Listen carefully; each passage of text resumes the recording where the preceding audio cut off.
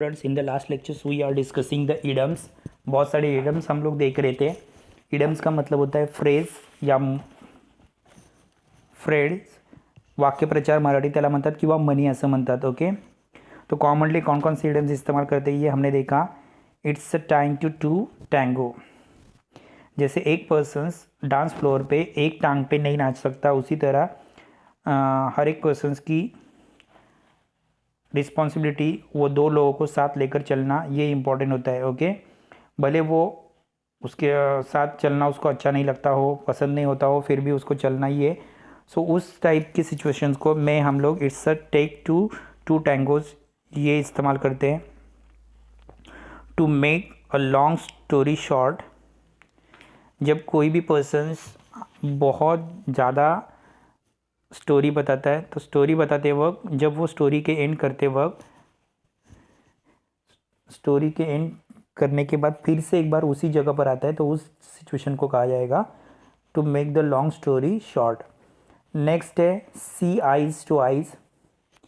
जब दो पर्सन्स एक दूसरे के डिसीजंस पे बहुत ही डिसअपॉइंटेड होंगे, जब दो पर्सन्स एक दूसरे के डिसीजंस को नहीं मानते होंगे, ओके, या दोनों का भी डिसीजन राइट होगा लेकिन फिर भी एक दूसरे को बता नहीं सकते, तो उस वक्त सी आई टू आई ये फ्रेज इस्तेमाल किया जाता है.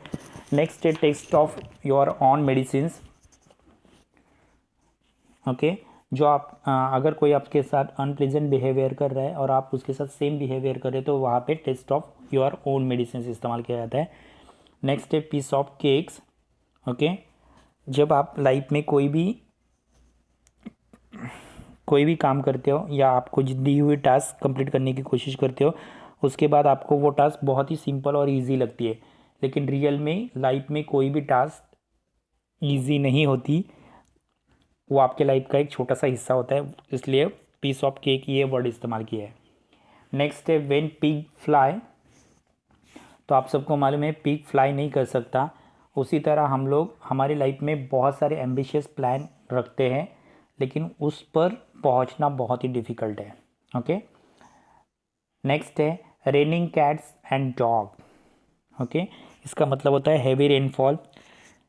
मिथोलॉजी के हिसाब से या पुराने ग्रंथों के हिसाब से जब कभी भी बारिश होती या बड़ा बादल आने लगता है तो पहले एनिमल्स भागने की कोशिश करते हैं या बाढ़ से बचने के लिए भी एनिमल्स स्ट्रीट तक भागते रहते हैं, तो उसको कहा जाएगा रेनिंग कैट्स एंड डॉग.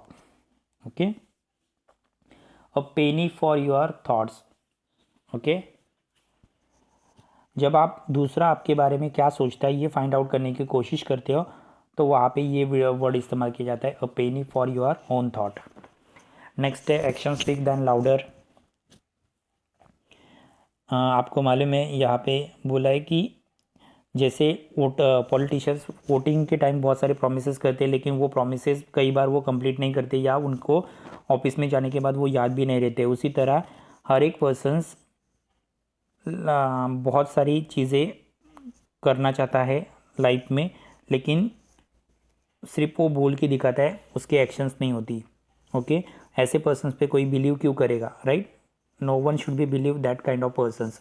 सो इस टाइम ये वर्ड इस्तेमाल किया जाता है action speak than louder than word. Okay, next 10th है बैक टू ड्राइंग बोर्ड.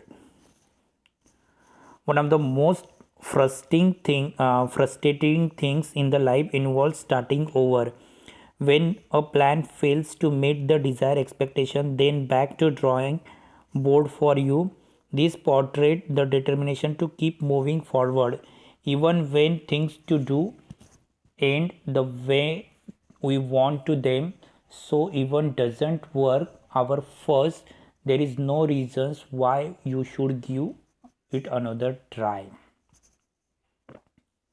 अभी ड्राइंग बोर्ड का मतलब क्या होता है, कई बार हमारे बहुत सारे प्लान्स फेल होते हैं, हम जो डिज़ायर करते हैं या एक्सपेक्टेशंस करते हैं वो बहुत बार फेल होते हैं, तो वो वहाँ पे ही ड्राइंग बोर्ड पे रखना चाहिए, उसको वहाँ पे ही रख कर आगे फॉरवर्ड होना है.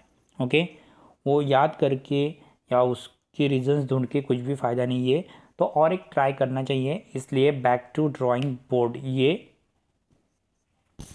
फ्रेज इस्तेमाल किया जाता है या इडम्स इस्तेमाल किया जाता है. नेक्स्ट है drastic times call drastic measures. Okay, तो कोई भी जब बिजनेस की हर एक बिजनेस की शुरुआत में वो बहुत मार्केट में पुअर होता है, राइट। कई बार उसके सेल्स कम होते हैं या प्रॉफिट भी कम होता है, तो उस टाइम बहुत सारे डजन्स ऑफ एम्प्लॉयज़ क्या करते हैं, सर्वाइव करने की कोशिश करते हैं, ओके, जो मिल रहा है उसमें, राइट। सो इस सिचुएशन को ही कहा जाएगा the extreme drastic time call the drastic measures. Okay, आपकी सिचुएशंस या आपकी मेहनत कौन सी सिचुएशन में पता चलती है, जब आप बैड सिचुएशन में को फेस करते हो। जैसे अभी कोरोना चालू है, तो कोरोना की सिचुएशन में बहुत सारे एम्प्लॉयज़ जो मिल रहा है उस वो काम कर कर सर्वाइव करने की कोशिश कर रहे हैं। इस सिचुएशन को कहा जाएगा drastic time call for drastic measure. Okay, next है jump on the bank bad wagon. अभी आपने क्रिकेट की मैचेस देखी होंगी, ओके, लास्ट। तो क्रिकेट के मैच में फैंस जो होते हैं वो कई बार बहुत सारे क्रिटिक्स एंड एनालिसिस करने की कोशिश करते हैं, राइट। वो बहुत सारी बातें उसके बारे में बोलते रहते हैं, स्पोर्ट्स के बारे में उनको बहुत नॉलेज है, ऐसा वो दिखाने की कोशिश करते हैं, ओके।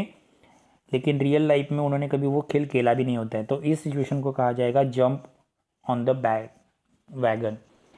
जिसने कभी कोई भी सिचुएशन फेस नहीं की होगी वो दूसरे के बारे में बोलता है। जैसे टीचर्स के बारे में बहुत सारे टीचर्स का जॉब कितना ईजी है वगैरह बोलते हैं, राइट। लेकिन रियल लाइफ में ऐसी सिचुएशन वो खुद भी फेस नहीं कर पाते। Jump on the band wagon. Okay, next है वुडंट बी कॉफ्ड डेड। मरे हुए को कोई मार नहीं सकता। ओके, अभी देखो,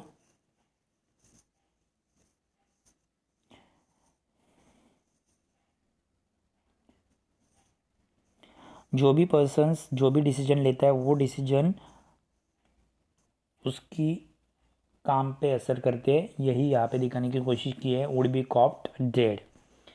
तो इस तरह से इडम्स बहुत ही इम्पोर्टेंट होते हैं लैंग्वेजेस में। उनका बहुत ही इम्पोर्टेंट रोल होता है इन द लैंग्वेजेस। ओके, सो यहाँ पे ये चैप्टर्स ख़त्म हो गया, फर्स्ट चैप्टर ख़त्म हो गया है। ये है इसके क्वेश्चन आंसर्स। देखो, ध्यान से पढ़ो। ओके, डाउट सेशन का एक लेक्चर्स कल शाम को 6 बजे होगा। आप सब लोग उस लेक्चर्स को ज्वाइन करो और कुछ प्रॉब्लम्स है तो पूछो चैप्टर नंबर फर्स्ट पे।